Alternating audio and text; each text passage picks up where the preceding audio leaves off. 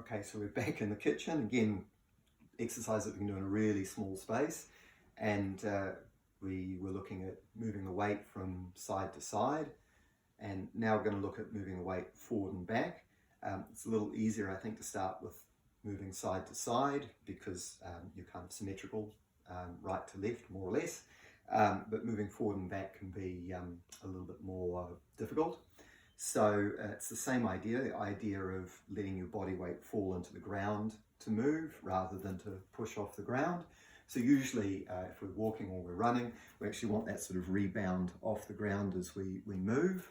But in Aikido, that's not such a useful way to move. So we want to work out how to move, again, with this feeling of sinking into the ground instead of pushing away from the ground. So just like shifting from side to side, if we think about moving forward, same thing, like if I've got 100% of my weight stacked up over one foot, I can put the other foot out in front of me.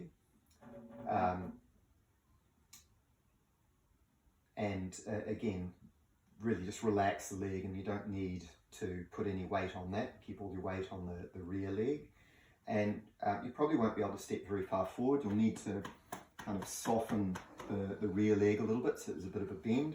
If I'm standing straight on the rear leg, of course my front foot isn't going to reach. So I need to bend the back leg a little bit to allow that. And then same thing, it's like you're pulling the carpet from over there, but the foot's flat on the ground. So now you're working a lot more the back of the leg here. And if you keep pulling yourself forward, you'll get to a place where you're completely over that front leg, and then you can pull yourself back again.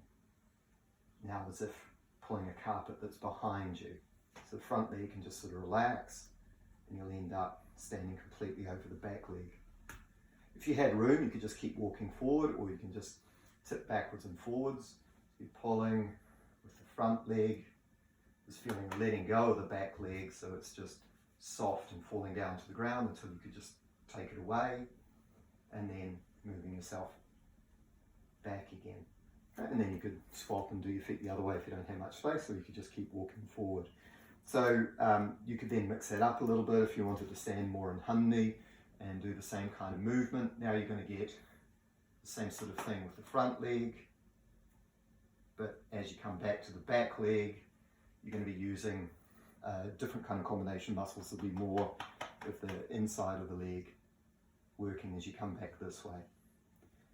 And then you can mix that up any way you like. So you can just keep thinking of shifting, pulling yourself from leg to leg and relaxing the leg that you're leaving so it's nice and soft.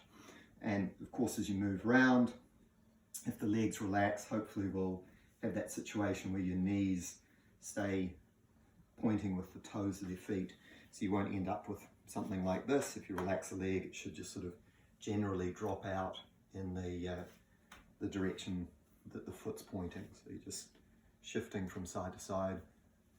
And this is generally how you want to move for Aikido, but again, you can practice it, even if you're stacking the dishwasher or moving things around on the bench, you can just practice a little bit, kind of moving from leg to leg.